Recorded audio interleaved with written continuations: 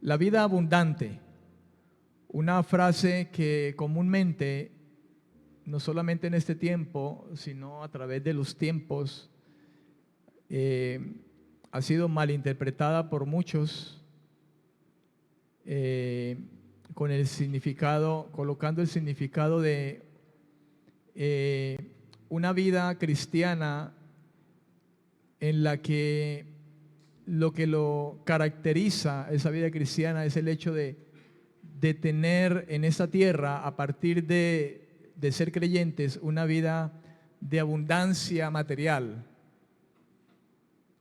Y las escrituras testifican acerca de esto de manera contraria.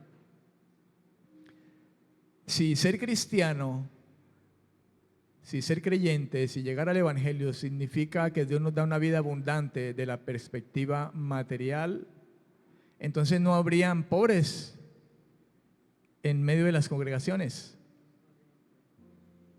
¿verdad?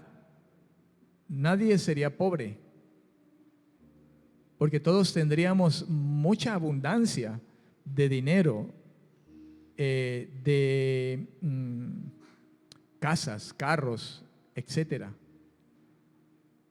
Y si ser cristiano significara vivir en esa abundancia material, entonces usted y yo a lo mejor ni cristianos somos,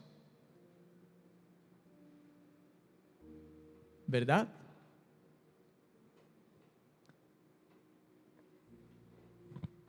Jesús mismo no vivió una vida de esta manera. Él dijo, el Hijo del Hombre no tiene ni dónde recostar su cabeza siquiera. Hermano, y usted y yo debemos tener claro lo que significa verdaderamente la vida en abundancia que el Señor nos ha concedido como creyentes. Hicimos la pregunta de qué es la vida abundante y recapitulamos la semana pasada a través de un primer punto lo que significa, según la Biblia, hermano, lo que es una vida abundante para un hombre o una mujer que ha llegado al evangelio. Y hablábamos en primera instancia, como un punto número uno, que la abundancia es una abundancia espiritual y no material. En Filipenses capítulo 4, versículos 12 al 13, el apóstol Pablo escribía lo siguiente a esta iglesia que estaba en Filipo. Y voy a leer, hermano, este pasaje de la Biblia en la versión Palabra de Dios para Todos, para que usted escuche las palabras que salían de la boca del apóstol Pablo con respecto, hermano, a este aspecto que corresponde a nosotros como creyentes, ¿verdad?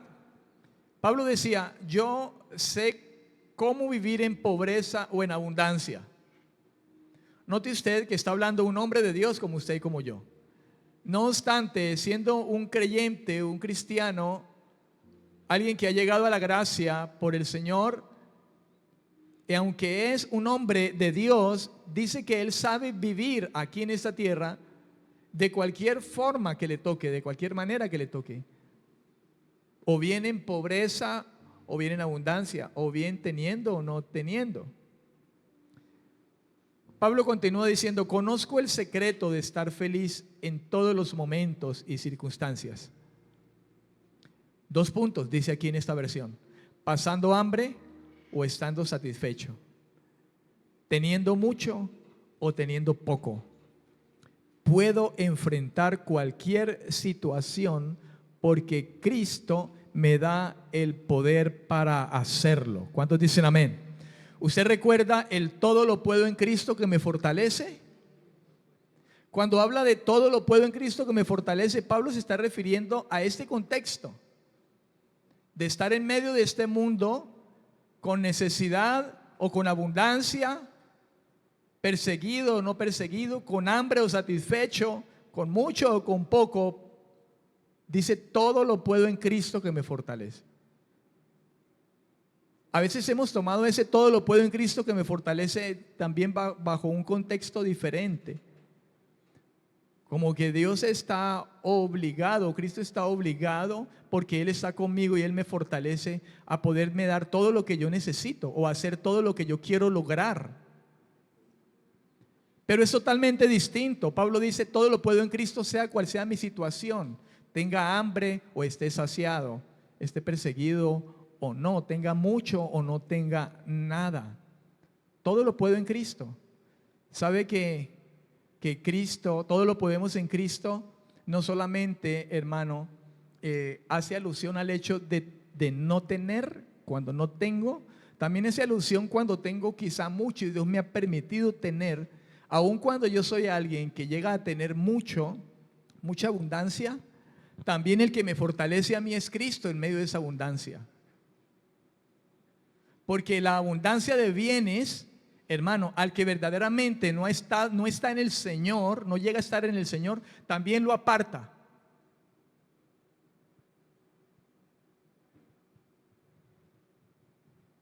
También lo aparta, las riquezas. El Señor le dijo al pueblo de Israel un día, no sea que lleguen a la tierra que fluye leche y miel y se olviden de mí. Y digan, todo esto lo he ganado yo, lo he hecho yo.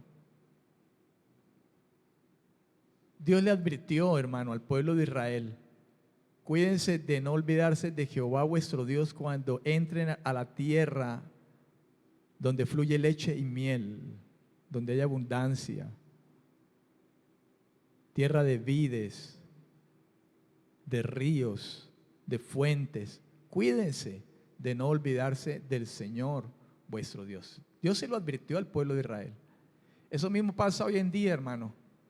Por eso usted y yo tenemos que estar seguros de por qué estamos siguiendo al Señor. ¿Cuál es nuestra motivación de estar en una iglesia cristiana e identificarnos como cristianos? Si es que hemos sido alcanzados por la gracia de Dios, o es que vamos detrás simplemente de los milagros de Dios, de los bienes que Dios me puede dar, o simplemente he entendido, he comprendido lo que verdaderamente significa la vida abundante. Vida abundante en el Señor no significa vida saciada de bienes. Dios le dijo a una de las iglesias en aquellos tiempos pasados, tiempos del apóstol Juan, en la revelación que Dios le dio. Tú dices, soy rico, no tengo necesidad de nada, todo lo tengo, pero lo que no sabes es que eres pobre. Compra de mí oro refinado, hablando de la riqueza espiritual de Dios. De modo, hermano, que una vida abundante no consiste en el dinero o las riquezas que yo pueda tener como creyente. No, la vida abundante, hermano, es la abundancia de gracia que Dios ha derramado sobre nosotros en nuestra vida. Tengamos o no tengamos aquí en medio de este mundo donde estamos, donde por el hecho de ser creyentes no quiere decir que no tenemos necesidades materiales. Y no por no tener abundancia material quiere decir que no somos del Señor o que estamos quizá en pecados. Porque supongo que Pablo no andaba en sus pecados ocultos, no obstante, dice que él estaba acostumbrado a vivir de la manera que le tocara. Pero en todo esto él estaba feliz en cualquier circunstancia que le tocase vivir. Amén, amén. Vamos a continuar entonces con el punto número 2.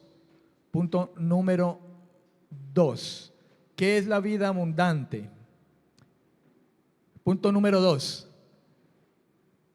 Dice, la duración de la vida en la tierra no es sinónimo de vida abundante. La duración de la vida, esta vida que tenemos nosotros física, en esta tierra no es un sinónimo de vida abundante. ¿Y por qué hablo de esta manera? ¿Por qué este punto, hermano? Porque suele pasar también el hecho de que una vida larga sobre esta tierra significa una vida abundante que Dios nos ha dado. Hay personas que viven muchos años, sin embargo, es gente que no está bajo la gracia de Dios. Hay gente que ha vivido muchos años, 90, 100 años, sin embargo, no han muerto bajo la gracia del Señor. Y no por eso gozaban de una vida abundante desde esta perspectiva. Suele haber también quienes viven o han vivido una vida muy corta, pero, hermanos, vivieron la vida abundante de Dios en sus corazones. Por eso, la vida abundante, la vida por la cual un cristiano realmente se preocupa, no es una vida que está determinada por el tiempo de duración de vida en esta tierra. Y note usted, la vida por la cual un cristiano realmente se preocupa. Yo no estoy diciendo, hermano, que nosotros no nos preocupemos en alguna manera por las cosas que necesitamos. Ciertamente por eso trabajamos, para poder tener cosas, ¿verdad?, de mantenimiento, para mantenimiento. Pero nosotros sabemos objetivamente, hermano, que todas estas cosas son cosas que Dios nos permite, nos provee por causa de su gracia. Él mismo nos da a nosotros las capacidades que tenemos, los talentos, las mismas fuerzas y el vigor que tenemos para hacer las cosas, la inteligencia, la sabiduría que tenemos en las que nos desempeñamos. Y por dichas labores tenemos un salario, una remuneración. Y Dios bendice el trabajo de nuestras manos o el trabajo que hagamos, honestamente. Pero no obstante, dice el Señor que esa no es la vida por la que realmente debemos preocuparnos. Como dice por ahí en Mateo 6, no se preocupen, no se angustien porque han de comer o de beber o vestirse. Como para que esa sea la prioridad de vida de ustedes.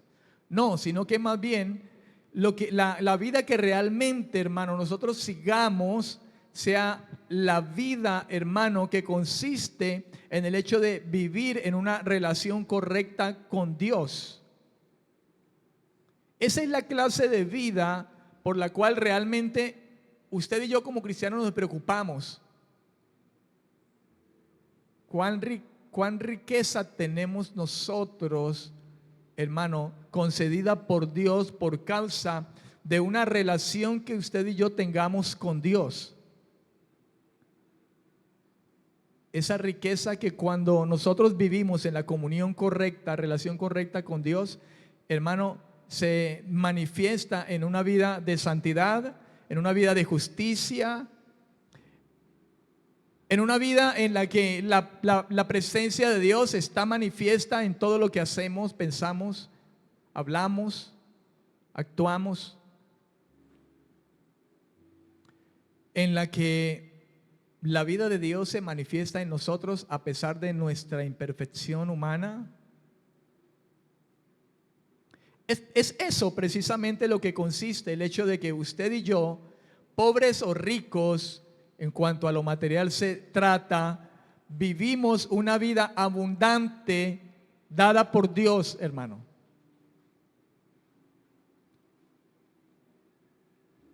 Algunos piensan que estar en una iglesia grande, con pisos de mármol, luces y qué sé yo, tantas cosas, grandes edificios, es, hermano, la referencia de una vida, de una iglesia que es bendecida. A veces tenemos malos conceptos, el ver quizá una congregación pequeña, ¿verdad? No lujosa, y tildamos a veces congregaciones, hermano, de congregaciones pobrecitas, que ahí no pasa nada, ahí no está Dios porque no hay abundancia. Mira esa pobreza. Pero si volteamos a mirar a un gran edificio, ¿verdad?, con sillas, muebles muy elegantes, decimos, aquí está la abundancia de Dios, aquí está la bendición de Dios.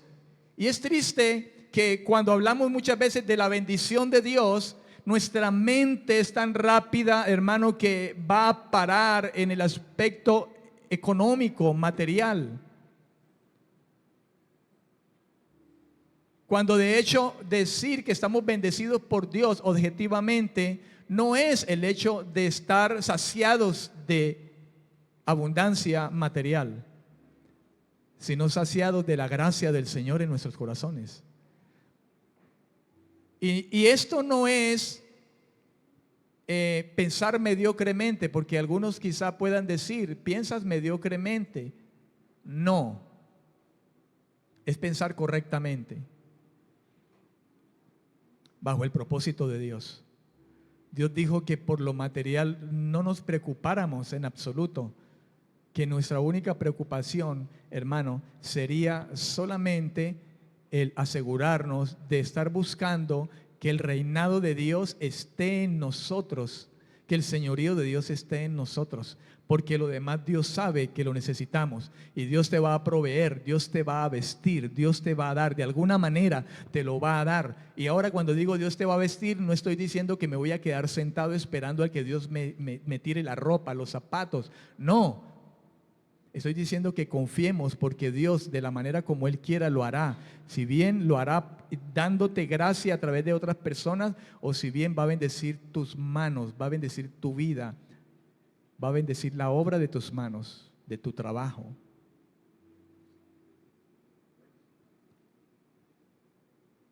Amén.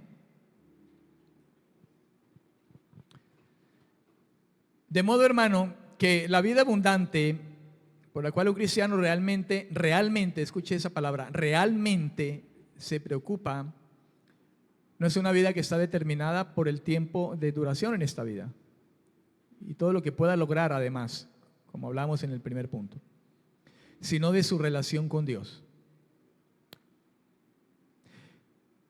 Y esto es porque una vez que nos convertimos al Señor, somos convertidos y recibimos el regalo del Espíritu Santo. Se dice entonces que ya tenemos la vida eterna. Hermano, el que tiene, al que Dios le ha concedido el Espíritu Santo,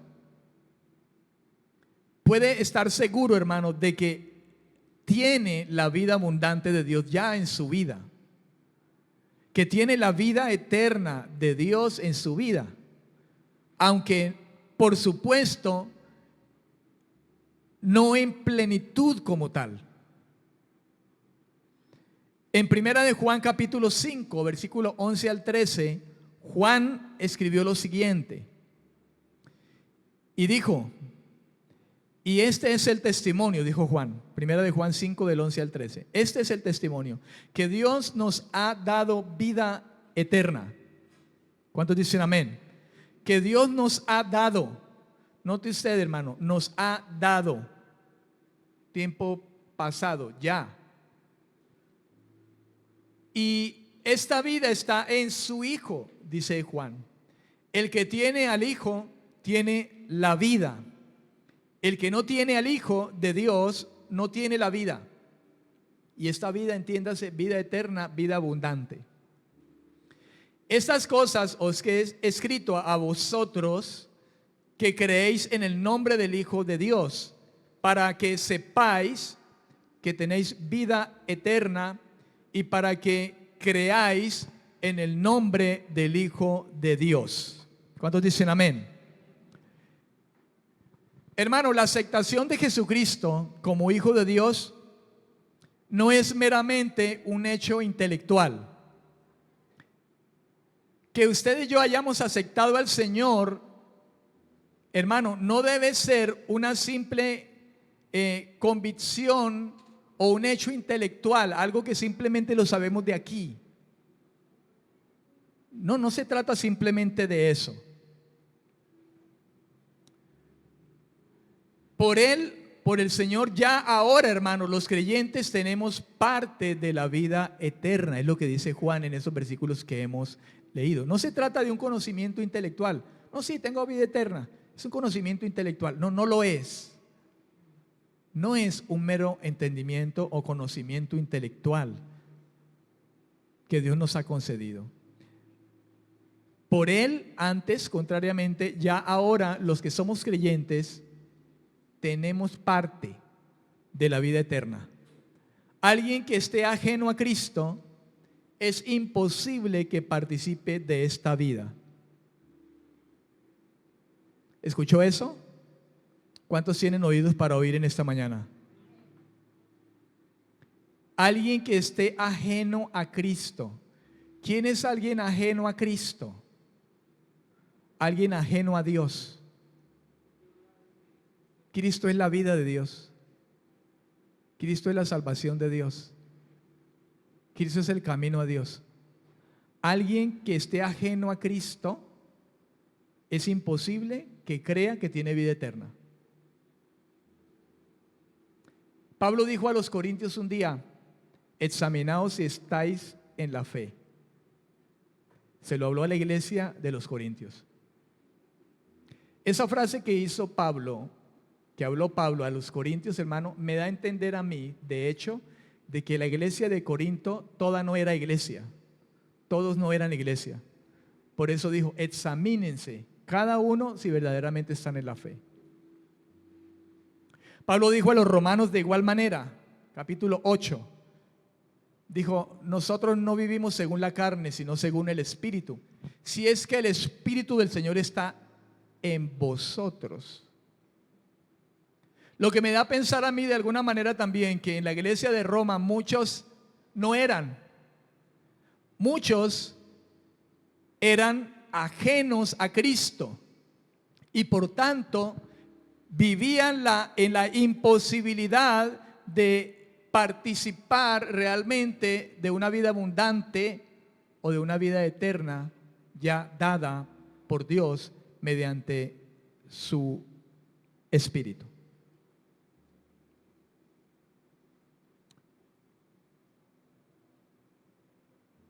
Amén. De modo, hermano, que es necesario que usted que está aquí hoy escuchando, quien quiera que sea, se examine. Es necesario que nos examinemos. Porque cristiano no es simplemente el que ya lleva un tiempo asistiendo a una congregación X o Y, que quizá conoce versículos o conoce teología, o que tiene un título de liderazgo.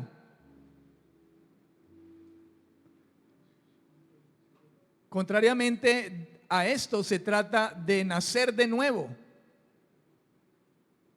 Y nacer de nuevo implica un arrepentimiento de pecado, una comprensión de que mi vida está perdida, que soy culpable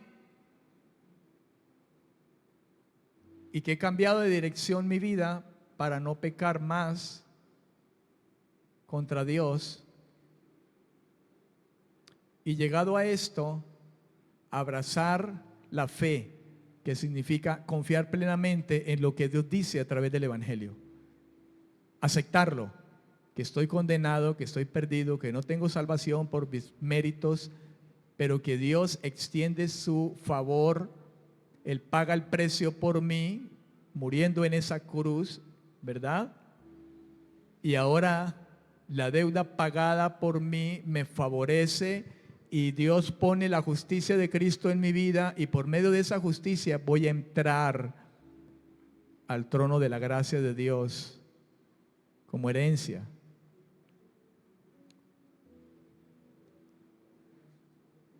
Eso significa fe. Fe es creer en lo que Él dice que ha hecho. Creerlo en convicción en mi vida. Hermano, todo lo demás son cosas que se han de manifestar en nuestra vida. Que Dios nos use como un instrumento para su gloria. Esas son cosas que Dios le ha placido repartir como quiere. La Biblia dice que el Espíritu que le ha hecho habitar en nosotros reparte como quiere los dones. Usa como quiera el instrumento que ha tomado. Como quiera lo usa. A unos más, a otros menos. Pero todo es para la gloria de Dios. La vida cristiana no se trata inclusive de una competencia, quién habla más en lenguas, quién tiene más milagros, quién tiene más sanidades. No, Dios le ha repartido a cada quien para que cada quien administre esos dones y le dé cuenta a Dios de acuerdo a cómo ha recibido y donde Dios le ha puesto en el cuerpo.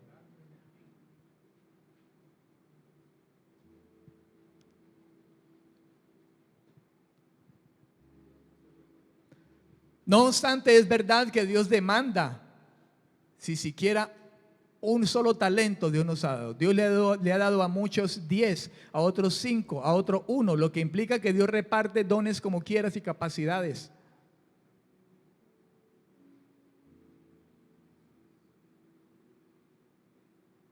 Tú de pronto digas, yo no tengo ningún don de milagro, yo no sé qué don tengo, yo no sé qué ministerio tengo. Bueno, al menos tienes uno. Y ese uno es el ministerio de la reconciliación. Ve y habla el evangelio. Tienes un don en tus manos.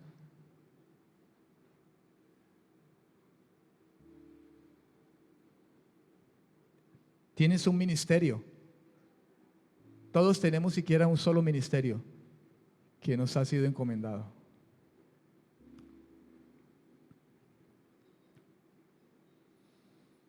Amén, amén. Hermano, a diferencia del Evangelio según San Juan, porque leímos la primera carta de Juan, capítulo 5, versículos 11 al 13, ¿recuerda? A diferencia, esta carta de Juan, esta primera carta de Juan, a diferencia del Evangelio de Juan, que son dos cosas distintas, esta carta no se ha escrito para llevar a los incrédulos a la fe. Primera de Juan no se ha escrito precisamente para llevar a los incrédulos a la fe, sino para reafirmar a los que ya han llegado a la fe y para asegurarles de que poseen la vida eterna. O sea, usted y yo hemos llegado a la fe ya, igual que a los destinatarios a los que fue enviada esta primera carta de Juan. Fue enviada a gente que ya había llegado a la fe y fue enviada con el propósito de que ellos se reafirmaran y no tuvieran duda y se aseguraran de saber que poseen la vida eterna, de que ya tienen vida eterna por la gracia del Señor. En esta epístola, hermano, además del verbo tener, es importante el verbo saber. Juan usa mucho estos dos verbos, tener y saber. Porque en efecto, hermano, la fe también es saber que tenemos esa vida eterna. ¿Escuchó eso? Fe también es saber que tenemos esa vida eterna de parte de Dios, que es vida abundante. Este saber en fe sostiene al creyente, a usted y a mí, en la vida en este mundo. Ese saber que tenemos vida eterna ya en Dios, hermano, en medio de este mundo sostiene la vida del creyente. Su vida y mi vida, en medio de este mundo de maldad.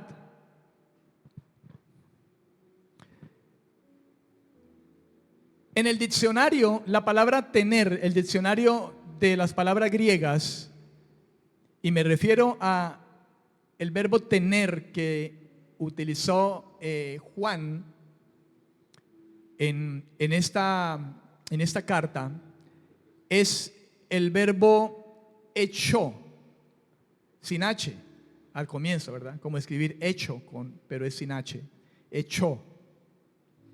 Tener, del verbo griego hecho, es lo que significa o tiene el significado de agarrar o aferrarse a, estar unido a o pegado con. Tener, hecho, significa agarrar, aferrarse, estar unido, pegado con. Si nosotros volvemos a 1 de Juan 5, el versículo 12 dice, el que tiene al Hijo, ese tiene, el que tiene, ese el que echó al Hijo. A eso se refiere Juan. Es como si dijera el que está pegado con el Hijo, el que está unido al Hijo, el que está aferrado al Hijo, el que está agarrado del Hijo. En cuyo caso, hermano, lo que significa o lo que puede indicar aquello es a que uno se aferra, es a quien uno está aferrado o con quien está relacionado o vinculado. Podríamos decir, el que tiene al Hijo, podríamos decir, el que está vinculado con el Hijo, el que está unido con el Hijo.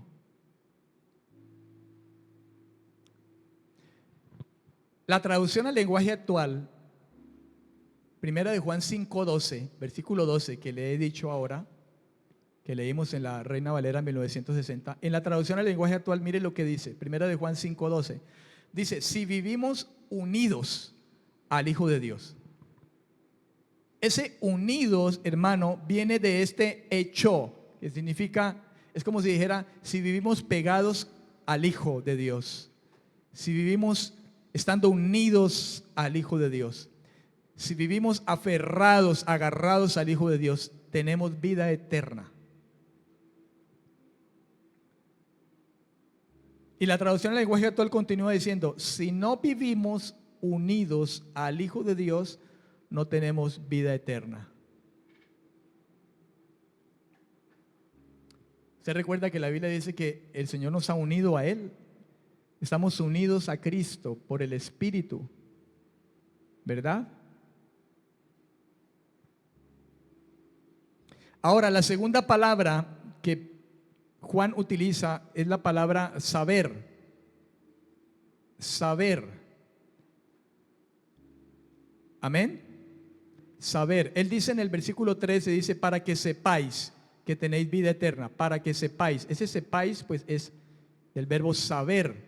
Es el verbo oída. Oída. Como lo escucha. Oída, que significa saber, conocer. Significa conocer a fondo, tener conocimiento de algo o de alguien. Tener conocimiento de algo o de alguien.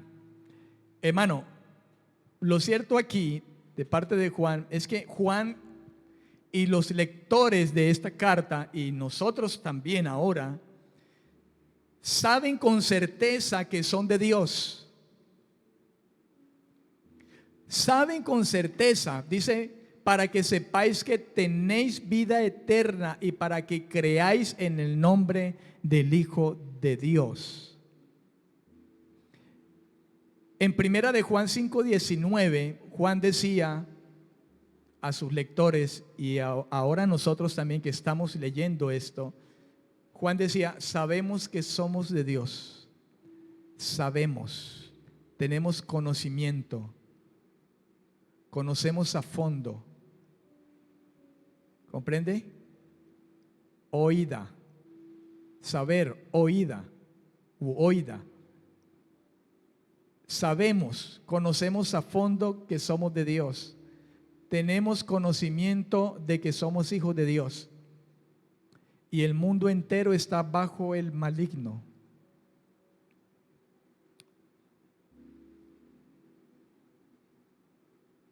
Ahora la pregunta es, ¿sabe usted, hermano, que tiene vida eterna?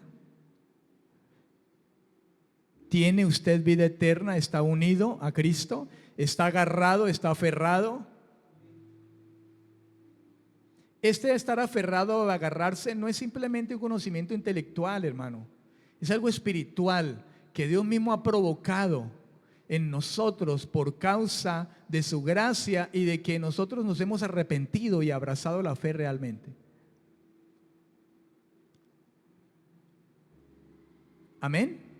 Por ejemplo, yo estoy casado. Yo tengo un conocimiento profundo de que yo estoy casado. No es un conocimiento intelectual el que yo tengo y estoy casado con mi esposa hace 32 años. Yo sé Yo tengo la certeza, conozco a fondo, tengo el conocimiento de algo y es que yo soy casado. A menos que me diera un Alzheimer o qué sé yo. Pero a mí no se me olvida. Como aquel que está casado y como que se le olvida que está casado y sigue viviendo su vida de soltero y de desorden e irrespeta a su esposa o contrariamente irrespeta a su esposo. Se casó y se le olvida que está casado y vive su vida como si fuera soltero. Va, entra, sale y se le olvida que está casado o casada. Cuando uno está en Cristo hay un conocimiento, hermano, hay un saber, sabemos, estamos pegados a Él. Tenemos tal conocimiento, no simplemente por algo intelectual, no. Yo sé, por eso les pongo el ejemplo, yo sé que soy casado. Eso no es un conocimiento intelectual que yo tengo ya. No, yo sé que estoy casado, lo sé, lo conozco a fondo. Y como estoy casado, entonces soy fiel a mi esposa, la amo a ella.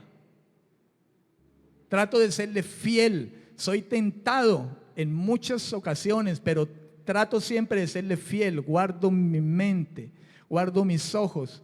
Y no estoy diciendo que no soy tentado. Los esposos aquí somos tentados con los ojos, las esposas con el oído. Hablando de esa naturaleza humana que Dios nos ha dado. Pero yo sé que estoy casado y no es solamente porque lo dice un papel. Yo sé que estoy casado. Y por estar casado, entonces respeto a mi esposa, amo a mi esposa.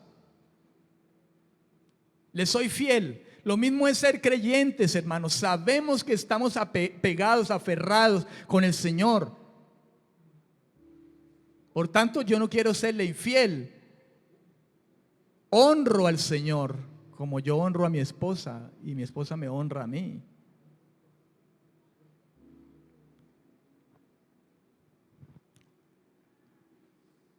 Número 3, hablando de la vida abundante. Número 3, la vida abundante, hermano, es la vida que gira alrededor del principio de crecer. La vida abundante es la vida que gira alrededor del principio de crecer en la gracia y el conocimiento de nuestro Señor y Salvador Jesucristo. La vida abundante es la vida que gira alrededor del principio, fundamento de crecer en la gracia y el conocimiento de nuestro Señor y Salvador Jesucristo. ¿Alguien tiene vida abundante? Esa vida abundante significa que es una vida, esa vida que está en ese hombre, de esa mujer, es una vida que se caracteriza en crecer, en conocer más a aquel que le ha dado esa vida. Crecer en esa gracia, en ese regalo, en esa bondad que Dios le ha dado. En 2 de Pedro, capítulo 3, versículo 18, dice la Escritura: antes bien, creced en la gracia y el conocimiento de nuestro Señor y Salvador Jesucristo. Hermano, el conocimiento de nuestro Señor y Salvador Jesucristo no es solamente saber teología. Conocer al Señor Jesucristo es saber cómo piensa Él, cuál es su carácter. Vuelvo al ejemplo de mi esposa. Yo conozco a mi esposa. No la conozco porque me la presentaron hace 32 años. Ah, sí, yo la conozco. No, yo la conozco porque sé cómo llega a pensar. Sé qué le llega a gustar y qué no. Sé cuál puede ser su carácter. Conozco su temperamento. Sé cómo le gusta que le hable. Sé que si le llego a levantar la voz en algún momento no le gusta y me va a llamar la atención. De hecho, lo ha hecho muchas veces. Y he tenido que bajar la cabeza y decir: perdón, amor.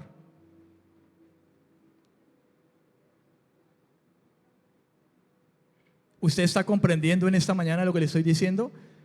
Crecer en la gracia de Dios significa, hermano, crecer en el conocimiento de nuestro Señor. La vida abundante gira alrededor de eso, de conocer al Señor y Salvador Jesucristo. Conocerlo.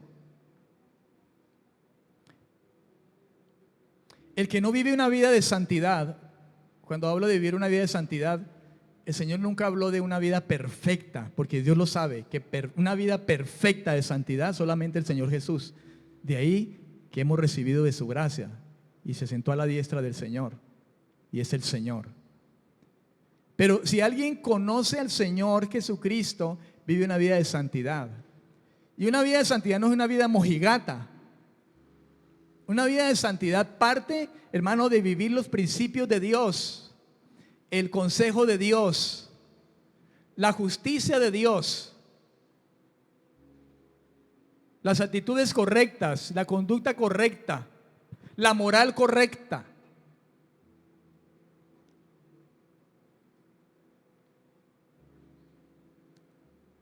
Hay gente que no conoce al Señor. Hay gente que cree que conocer al Señor es llevar unos cuantos años en la iglesia cristiana llamándose evangélico. Y dice, ay no, yo conozco a Dios hace tiempo. Hace tiempo yo conozco al Señor. He escuchado gente que habla de esa manera y ni siquiera lo conoce realmente. Porque si lo conociera no actuaba de la manera como actúa. Son chismosos, mentirosos. Pecan a escondidas. Donde el hombre no los ve, pero se les olvida que Dios ve todo. Son arrogantes, orgullosos, envidiosos. Todo terminaba en oso y terminan haciendo el oso. Y digo esto con mucho respeto a usted y lo digo con mucho temor y temblor delante de Dios, porque yo mismo he tenido que ser alguien que se tiene que examinar y que Dios mismo confronta.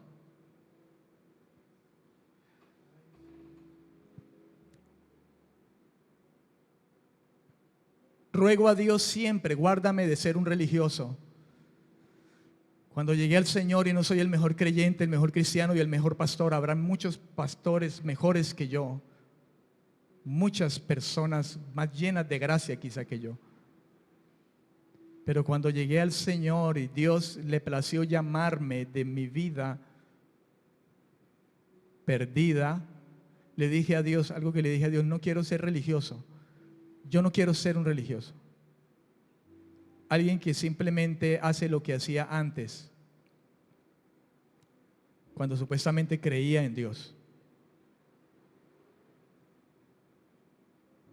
No quiero ser alguien que simplemente depende de llevar a cabo una ceremonia, un culto, un orden ceremonial y simplemente basar su vida como creyente quizás solamente en buenas obras. Y de hecho tenemos que hacerlo de todas las formas como se pueden hacer buenas obras. Y tenemos que congregarnos y cantamos y debemos cantar y debemos orar y debemos hacer un culto. Pero la Biblia dice, pero el verdadero culto, el culto racional, es que ustedes presenten su vida como un sacrificio vivo a Dios. ¿Vivo por qué? Porque hemos pasado de muerte a vida y ahora estamos vivos en Dios.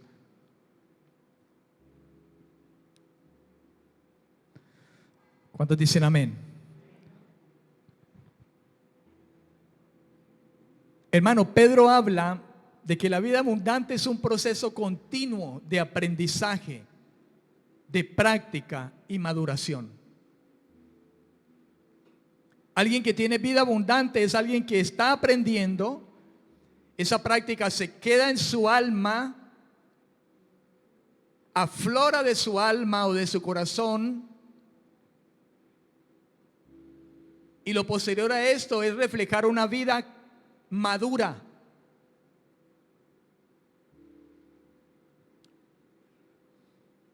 Amén. De modo que la vida abundante es un proceso continuo de aprendizaje, práctica, maduración, así como también llega a ser fracaso, recuperación, adaptación, perseverancia, superación. ¿Por qué? Porque en nuestro estado actual, hermano, aún vemos por espejo oscuramente.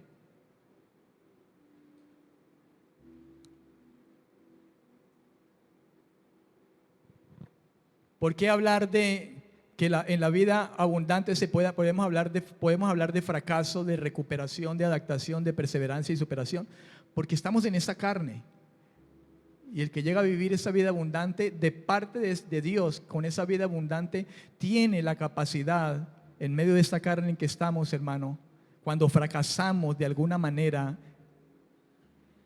tenemos la capacidad de recuperarnos, de adaptarnos, de perseverar y de superarnos. No por nuestra fuerza, sino porque la vida que ha hecho habitar el Señor en nosotros, esa abundante gracia en nosotros, esa vida, hermano, eterna, esa vida abundante, precisamente es abundante porque esa misma abundancia que Dios nos ha dado, nos da la capacidad de que en medio de esta debilidad carnal en la que estamos nosotros, no nos quedamos cuando fracasamos, sino que nos recuperamos, nos adaptamos, perseveramos, nos superamos y seguimos adelante. ¿Cuántos dicen amén? Como decía el apóstol Pablo, derribado, sí, pero no destruido.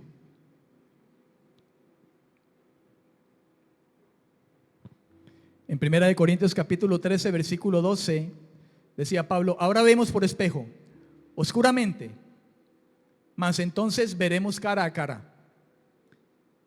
Note lo que dice Pablo. Ahora conozco en parte. Y fíjese quién está hablando. El apóstol Pablo. Y cuando le hablo de esta manera, no estoy endiosando a Pablo. Estoy hablando de un hombre que fue un hombre de Dios, pero fue un hombre con un gran privilegio. Cuán gran privilegio Dios derramó sobre este hombre, que Dios tuvo que dejarle inclusive un aguijón en la carne, porque Dios sabía que no podía dejar Pablo sin freno, porque si no Pablo se le iba a ensoberbecer. Y no lo estoy diciendo yo, Pablo mismo lo dijo, para que la grandeza de todo esto que Dios me ha soltado no me vaya a exaltar. El Señor me puso un freno. ¿Se da cuenta usted quién era Pablo? Hay muchos que endiosan a Pablo. Pablo era un mortal igual que usted y que yo, hermano, que había recibido la gracia de Dios, pero Dios le había soltado tanto que Dios le tuvo que poner un freno.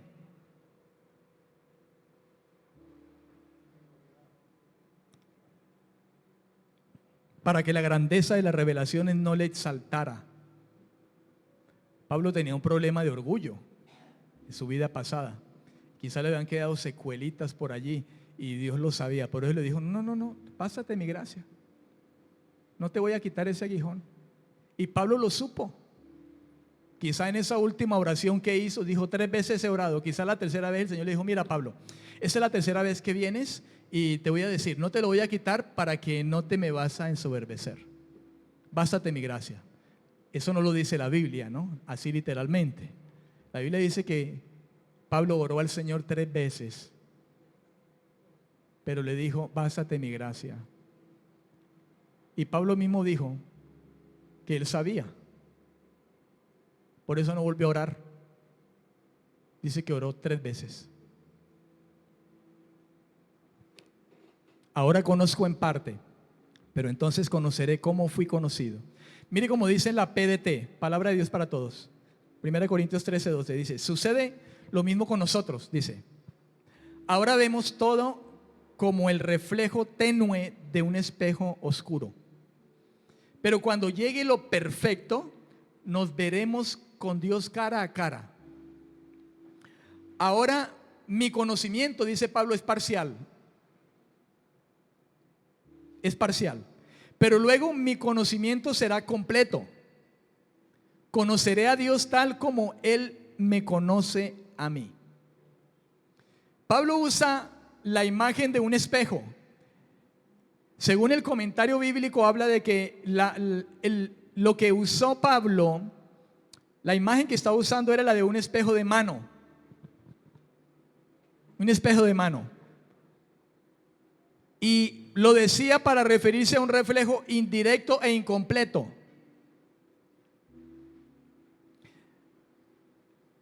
Pablo habla, hermano, acerca de la imagen reflejada en los espejos de aquel entonces. que estaban hechos de bronce bruñido.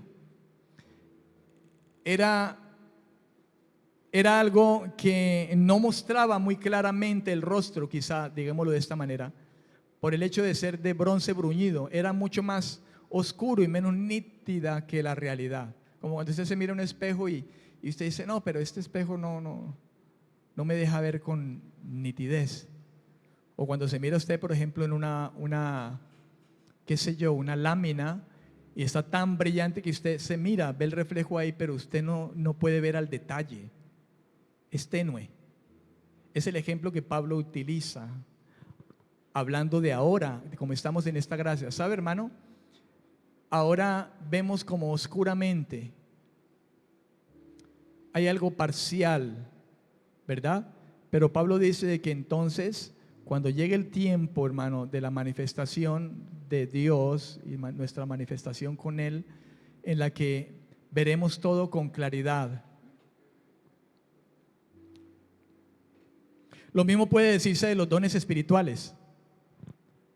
Los dones espirituales nos muestran solo una parte de la verdad y de la gloria divina.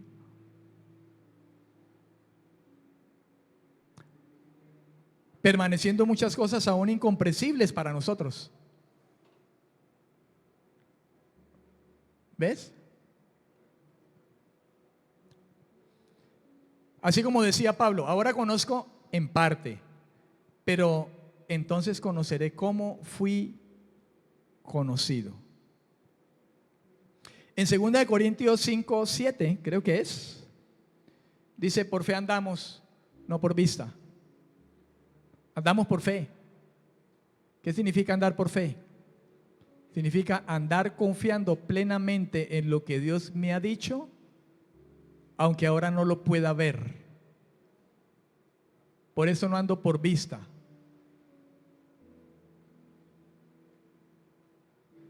Por fe andamos, no por vista. Ando en confianza plena de lo que Dios ha dicho. No ando por vista, por lo que veo, por lo que tengo al frente, por mis emociones, por lo que mis sentidos simplemente pueden captar. No ando por eso, ando por la fe. Porque imagínense, si yo ando simplemente por vista, pues el Señor dice que tengo vida abundante y que no me va a faltar nada, que nada falta a los que temen a Dios. Sin embargo, a veces nos falta. Entonces, ¿falla Dios cuando dice que nada nos falta? El Señor es mi pastor, nada me faltará. ¿A alguien le falta algo aquí? A mí me faltan, hablando materialmente. Entonces, ¿miente Dios? No, hermano, es que cuando dice que nada me faltará, es primeramente la riqueza espiritual que Dios me ha dado. No me va a faltar su gracia, su misericordia, su amor, su compasión, su disciplina. Nada de eso me va a faltar. Su cuidado no me va a faltar. Dentro del cuidado de Dios está la disciplina de Dios. A veces la gente cree que el cuidado de Dios es que no, siempre no te va a pasar nada y puedes vivir como quieras y vas a estar bien, todo va a estar bien. Y a veces creemos que todo va a estar bien y todo te va a salir bien, como se lo dijo el Señor a Josué, todo te va a salir bien.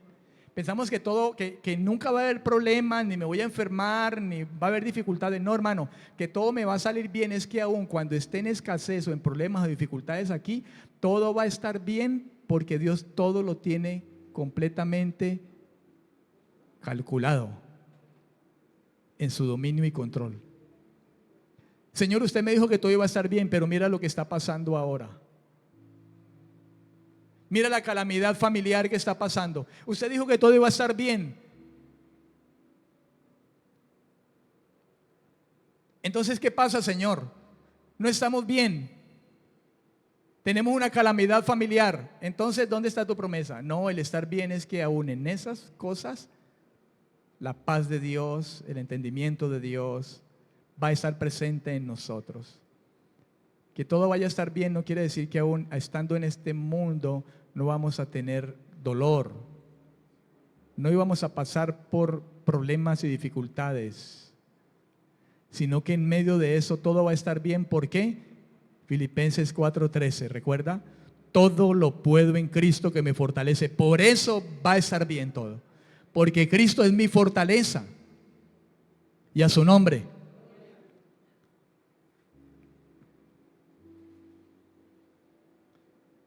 Qué bueno cuando uno predica así, ¿verdad? Pero cuando uno llega a la realidad de que esto le suceda, cosas como esa le sucedan, ahí es donde está el Señor. Yo me escucho predicar y yo me maravillo de lo que predico, pero muchas veces Dios me ha puesto a prueba y me ha dicho: ¿qué predicaste hace unos días atrás?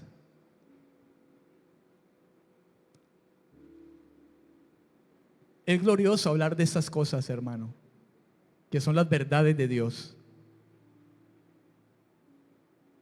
Pero esto también es vida abundante, hermano. El hecho de que frente a estas verdades de las cuales nos gozamos, nos gloriamos, hermano, en el momento que llegamos a fallar, como hablábamos ahora, hermano, la vida abundante viene para decir, para exhortarnos, animarnos, quizás recordarnos y decir: ¿qué predicabas hace? ¿Qué hablabas? ¿Qué estabas diciendo cuando estabas hablando con esa persona? La vida abundante viene para traernos consuelo, para instruirnos, para corregirnos, pero en medio de eso hay consolación.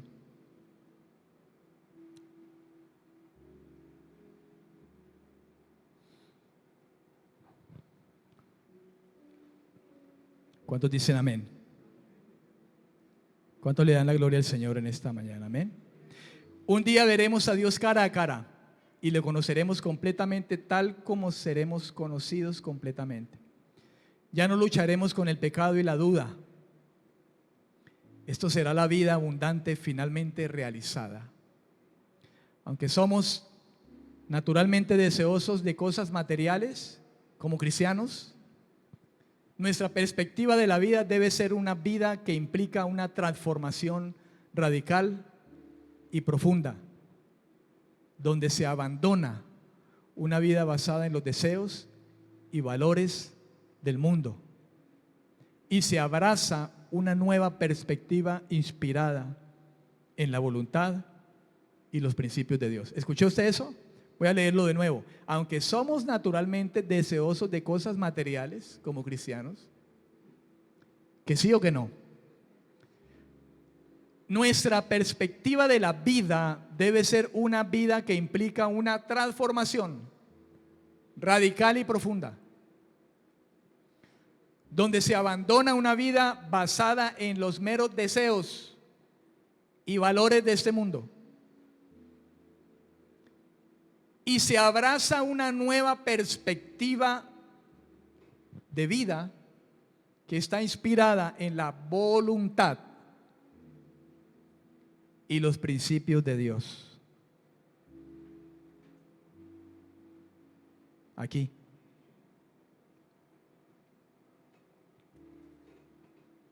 Y eso es lo que nos cuesta mucho.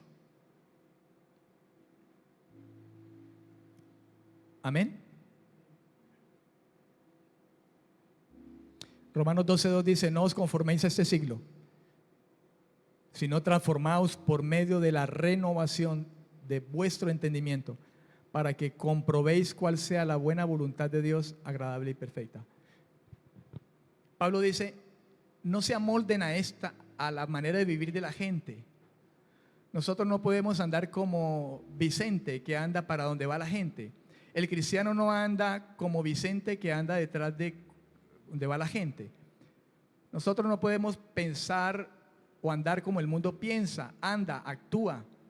No es que es normal, es que todo el mundo lo hace. No, nosotros no podemos andar como Vicente, que anda para donde va la gente. Eso es lo que de alguna manera refleja: no os conforméis a este siglo, sino transfórmense, transformen la mente por medio de entender lo que dice Dios en su palabra, que es la voluntad de Él y que es agradable y es perfecta. No piensen como el mundo piensa, y como ustedes pensaban antes. Más bien, transformen esos pensamientos. Y alguien diría, ¿cómo? Pues transfórmelos metiendo los pensamientos de Dios en su mente. Y entonces ustedes van a llegar a comprobar ustedes mismos, cuando lo hagan, que lo que Dios dice es bueno, es la respuesta, es la decisión, es la mejor manera de vivir y de hacer las cosas mientras estamos en este mundo.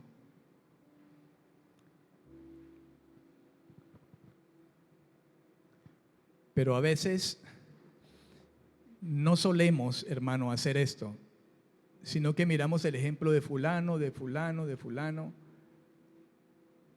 ¿Qué me dice fulano? ¿Cómo hizo fulano? ¿Cómo hacen todos para hacer yo lo mismo? Pero difícilmente vengo aquí a leer las Escrituras y prestar atención al consejo de Dios. Lo que Pablo está diciendo es eso. No se conformen a este mundo. Tengan en cuenta las palabras de Dios, el Evangelio. Eso sería lo que diría Pablo allí. Número 4. La verdadera vida abundante consiste en una abundancia del fruto del Espíritu y no una abundancia de cosas. Punto número 4. La verdadera vida abundante consiste en una abundancia del fruto del Espíritu y no una abundancia de cosas. Hermano, la vida abundante consiste en una vida que es eterna. Y por lo tanto nuestro interés está en lo eterno, no en lo temporal. El apóstol Pablo, al igual que lo hizo con los hermanos de Colosa, también nos amonesta hoy diciendo lo mismo que le dijo a ellos, Colosenses 3, del 2 al 3. Colosenses 3, del 2 al 3. ¿Qué le dijo Pablo a los colosenses aquí? Les dijo, poned la mira en las cosas de arriba, no en las de la tierra, porque habéis muerto y vuestra vida está escondida con Cristo en Dios. Las cosas de arriba, hermano, podemos entenderlas en este caso como los deseos, las cosas de la tierra. Las cosas de la tierra podemos entenderlas como los deseos pecaminosos y terrenales. Así lo podemos entender. De hecho, Colosenses capítulo 3, versículo 5 dice, haced morir pues lo terrenal en vosotros, fornicación, impureza, pasiones desordenadas, malos deseos y avaricia, que es idolatría. Amén. Pero también se refiere, hermano, a las obligaciones religiosas terrenales. Colosenses 2, 16 dice, por tanto nadie les juzgue en comidas o en bebidas o en días de fiesta o luna nueva o días de reposo. Versículo 20 dice, pues si habéis muerto con Cristo en cuanto a los rudimentos del mundo, ¿por qué como si vivieran en el mundo se someten a cosas como no manejes, ni gustes, ni aun toques, en conformidad a mandamientos y doctrinas de hombres? Cosas que todas se destruyen con el uso. Tales cosas tienen a la verdad cierta reputación de sabiduría, en culto voluntario, en humildad y en duro trato del cuerpo, pero no tienen valor alguno contra los apetitos de la carne. Por ejemplo, el ayuno es una práctica que bien podemos llevarla espiritual o no, porque la gente allá afuera también ayuna, sin ser necesariamente cristianos. Entonces no se trata del ayuno, que de alguna manera como decía, leía ahora, de alguna manera tienen cierta reputación de sabiduría, en culto voluntario, en humildad y en trato del cuerpo, porque ayunamos, ayunar es no comer. Pero eso no es necesariamente lo objetivo. Isaías 58, ¿qué pasaba en Isaías 58? Ya no ayunéis de esa manera, que te pones como junco, que te echas ceniza y te vistes con ropa áspera, pero luego sales a seguir pecando. No, hermano, la objetividad de esto es arrepentimiento genuino.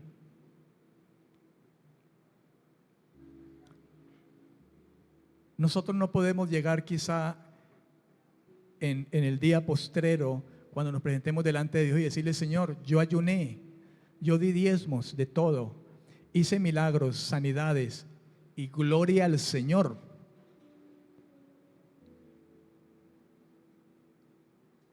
Si realmente no viví una vida acorde a la vida de Dios, porque Dios había puesto la vida en mí por su Espíritu. Quiero que me comprenda claramente eso. Yo no estoy diciendo que no hay que orar, no hay que congregarse. Debemos hacerlo. El creyente que ha nacido de nuevo lo sabe que debe hacerlo.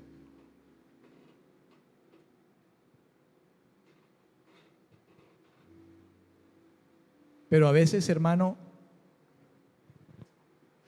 tornamos una vida, la vida abundante, en simples obligaciones religiosas terrenales,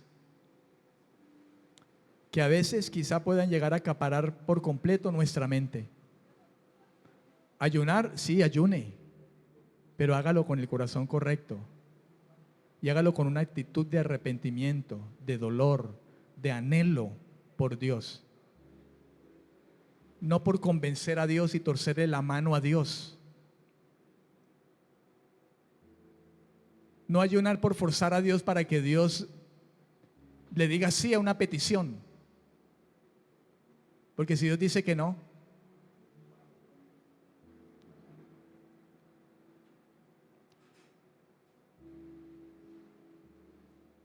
lo mismo es la oración. La oración no forza a Dios. La oración es un medio que Dios nos ha concedido para estar en comunión con Él. Si la oración fuera como la llave que nunca falla, imagine cuando los cristianos oran y le dicen: Señor, necesito tantos millones. Y entonces, como dicen por ahí algunos, y las promesas de Dios son sí, amén. Y Él dijo que nada nos iba a faltar. El mal entendimiento, el que nos ceguemos por pedir solamente por nuestros deseos y no pedimos bien, mucha gente se frustra. Pensemos con razón, como seres inteligentes que somos. Si de esa manera fuera, la iglesia del Señor sería la más rica sobre esta tierra.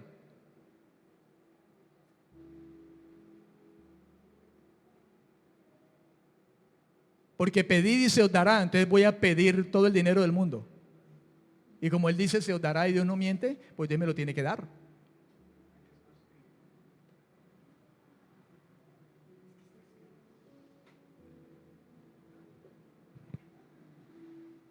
Más bien guardémonos de cómo pensamos para que no erremos. El Señor dijo un día: erráis las Escrituras, erráis.